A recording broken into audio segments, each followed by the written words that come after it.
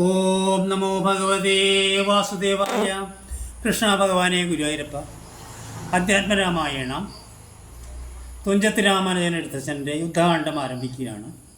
യുദ്ധത്തിൽ ധർമ്മയുദ്ധം എന്നൊന്നില്ല എന്ന് ത്രേതായുഗത്തിലും നമ്മെ കാണിച്ചിരുന്ന സംഭവങ്ങളാണ് ഇതിലൂടെ കടന്നു പോകുന്നത്.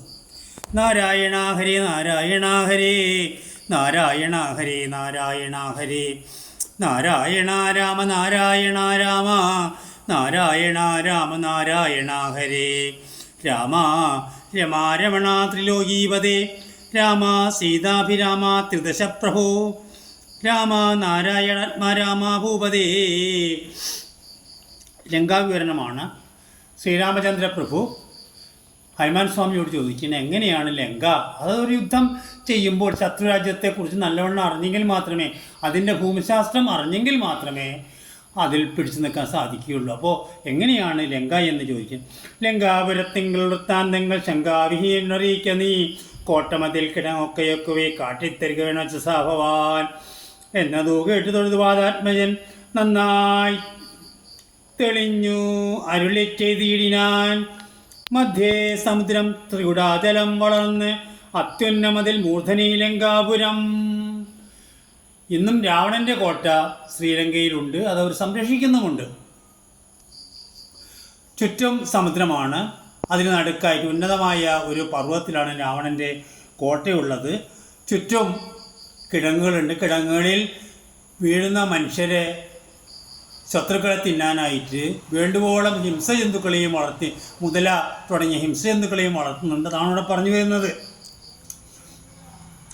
ഗോപുരം 4 ദിക്കുകൾ നദി ശോഭിതമായതിന് 7 നിലകളും അങ്ങനെ തന്നെ അതിനുള്ളിലായി പൊങ്ങും മതിലുകേണ്ടൊരുപോലെ 7 4 ഗോപുര പങ്ക്തിയും ചൂഴവുമായി 28 ഗോപുരം. എല്ലാറ്റിനും കിടങ്ങത്തിഗാധമായി ചൊല്ലുവാൻ വേല യന്ത്രപാലപങ്ക്തിയും.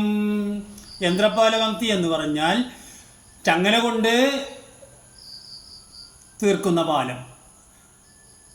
ഭടന്മാർ അകത്ത് കടന്നു കഴിഞ്ഞാൽ ചങ്ങല തിരിക്കുന്നു, പാലം മേലോട്ട് ഉയരുന്നു, പിന്നെ ആർക്കും ചാടിക്കടക്കാൻ സാധ്യമല്ല. അണ്ടർകോൺ ദിക്കിലെ ഗോപുരം കാപ്പതി ഉണ്ടു നിശാചര 10,000. ദക്ഷിണ ഗോപുരം രക്ഷിച്ചു നിൽക്കുന്ന രക്ഷോപുരം 100,000 സദാ ശക്തരായി പശ്ചിമ ഗോപുരം കാക്കുന്ന നക്തഞ്ചരുണ്ട് 10,100,000. ഉത്തര ഗോപുരം കാത്തിൽപ്പാനതി ശക്തരായുണ്ട് കോടിശാചരർ.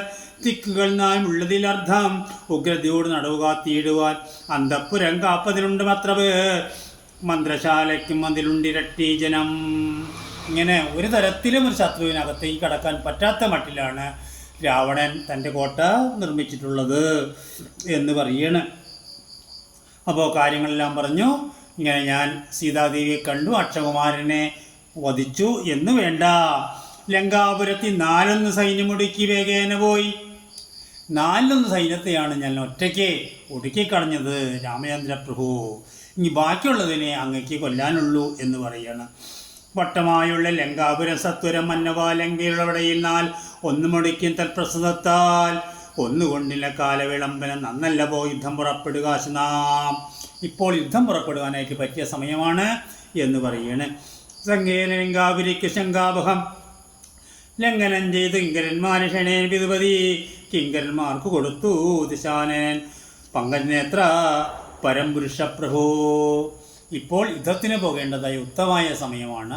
ഇനി അടുത്ത അധ്യായത്തിലായിട്ട് രാമചന്ദ്ര പ്രഭു സുഗ്രീവൻ തുടങ്ങിയ രാജാക്കന്മാരും ഹനുമാൻ സ്വാമി തുടങ്ങിയ ഭക്തരുമായിട്ട് ആലോചിക്കുകയാണ്.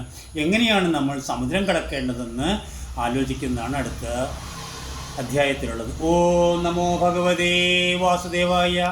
കൃഷ്ണ ഭഗവാനേ ഗുരു